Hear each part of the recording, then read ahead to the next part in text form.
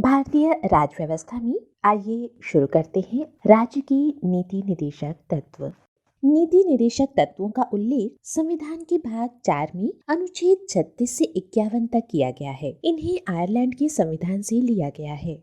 इन्हें लागू करना राज्य की इच्छा पर निर्भर करता है। इन्हें न्यायालय द्वारा लागू नहीं किया जा सकता, अर्थात इन्हें वैधानिक शक्ति प्राप्त नहीं है।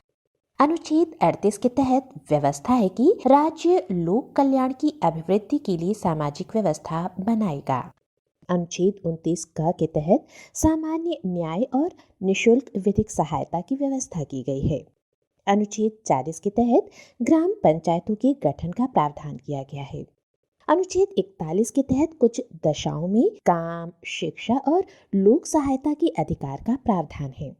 वहीं अनुच्छेद 42 के तहत काम की न्याय संगत और मानवोचित दशाओं तथा प्रसूति सहायता का उपबंध किया गया है।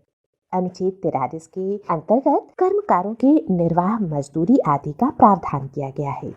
अनुच्छेद 43 क के तहत उद्योगों के प्रबंधन में कर्मकारों का भाग लेना वर्णित है। अनुच्छेद 44 के तहत नागरिकों के लिए एक समान आचार संहिता का प्रावधान किया गया है। अनुच्छेद 45 के तहत 6 वर्ष से कम आयु के बच्चों के लिए प्रारंभिक बाल्यावस्था देखरेख और शिक्षा का उपबंध किया गया है। अनुच्छेद 46 के तहत अनुसूचित जाति, अनुसूचित जनजाति तथा अन्य दुर्बल वर्गों की शिक्षा और अर्थ संबंधी हितों की अभिवृद्धि का वर्णन है। अनुच्छेद 47 के तहत पोषाहार स्तर और जीवन स्तर को ऊंचा करने तथा लोक स्वास्थ्य में सुधार करने का राज्य के कर्तव्य का उल्लेख है। अनुच्छेद 48 के अंतर्गत कृषि एवं पशुपालन के संगठन से संबंधित प्रावधान किया गया है। अनुच्छेद 48 क के तहत पर्यावरण का संरक्षण और संवर्धन और वन एवं वन्य जीवों की रक्षा का प्रावधान है। अनुच्छेद 49 के तहत राष्ट्रीय महत्व के स्मारकों, स्थानों और वस्तुओं के संरक्षण का प्रावधान है। अनुच्छेद 50 के अंतर्गत कार्यपालिका एवं न्यायपालिका के पृथक्करण का प्रावधान है। अनुच्छेद 51 में अंतर्राष्ट्रीय शांति और सुरक्षा की अभिवृद्धि संबंधी प्रावधान किए गए हैं। भारतीय राज्य व्यवस्था में आइए आज शुरू करते हैं अध्याय मौलिक कर्तव्य। मौलिक कर्तव्यों का प्रावधान भाग 4 क के अनुच्छेद 51 क में किया गया है। 42वें संविधान संशोधन 1976 के द्वारा मौलिक कर्तव्यों को संविधान में शामिल किया गया था। इनको स्वर्ण सिंह समिति की सिफारिशों के आधार पर संविधान में शामिल किया गया है। ये सोवियत संघ के संविधान से प्रेरित हैं।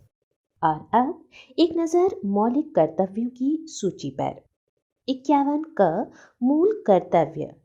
भारत के प्रत्येक नागरिक का यह कर्तव्य होगा कि वह क संविधान का पालन करे और उसकी आदर्शों, संस्थाओं, राष्ट्रध्वज और राष्ट्रगान का आदर करे। ख स्वतंत्रता के लिए हमारे राष्ट्रीय आंदोलन को प्रेरित करने वाले उच्च आदर्शों को हृदय में संजोए रखे और उनका पालन करे। ग भारत की प्रभुता, एकता और अखंडता की रक्षा करे और उसे अक्षुण्ण रखे। घ देश की रक्षा करे और आह्वान किए जाने पर राष्ट्र की सेवा करे। अंग भारत के सभी लोगों में समरसता, समान भ्रातृत्व की भावना का निर्माण करे, जो धर्म, भाषा और प्रदेश या वर्ग पर आधारित सभी भेदभाव से परे हो। ऐसी प्रथाओं का त्याग करे जो स्त्रियों के सम्मान के विरुद्ध है। च हमारी सामाजिक संस्कृति की गौरवशाली परंपरा का महत्व समझे और उसका परिरक्षण करे। छ प्राकृतिक पर्यावरण की, जिसके अंतर्गत वन, झील, नदी और वन्य जीव है, रक्षा करे और उनका संवर्धन करे तथा प्राणी मात्र के प्रति दया भाव रखे।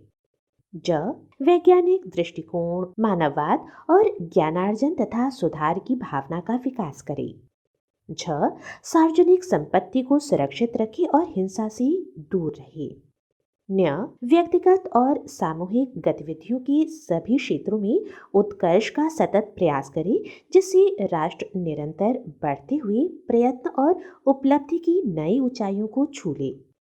और अंत में ट यदि माता पिता या संरक्षक हैं तो 6 वर्ष से 14 वर्ष तक की आयु वाले अपने यथास्थिति बालक या प्रतिपाल्य के लिए शिक्षा का अवसर प्रदान करें।